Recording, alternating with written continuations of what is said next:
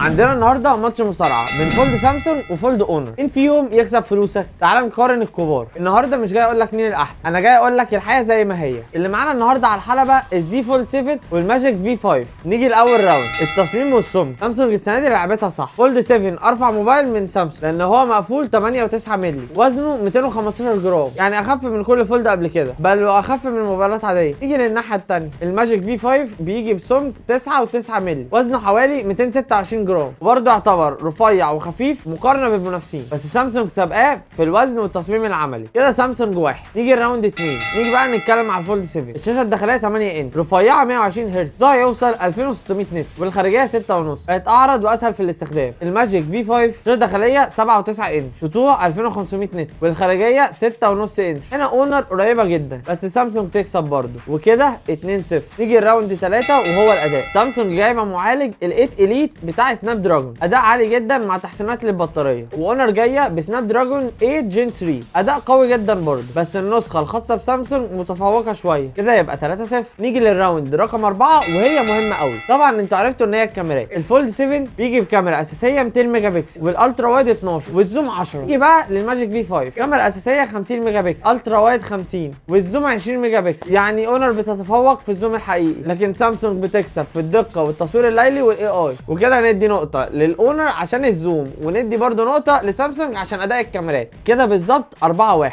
نيجي بقى للبطاريه. الفولد 7 4400 ملي امبير مع شحن سريع 45 واط. الماجيك في 5 5000 ملي امبير مع شحن 66 واط. هنا اونر بتتفوق في السعه والشحن، لكن هنا سامسونج بتعوض ده بكفاءه المعالج والواجهه. وكده يبقى 4-2. نيجي بقى للراوند بتاعت السوفت وير. سامسونج بتيجي بتحديثات 7 سنين مع ذكاء اصطناعي متكامل ومميزات مالتي تاسك رهيبه. نيجي بقى للاونر، تحديثات لمده 6 سنين، واجهه كويسه، بس سامسونج لسه متفوقه شويه. فكده بقى 5-2. وفي نهايه المباراه قولوا لنا رايكم في الكومنتات، ده احسن ولا ده احسن؟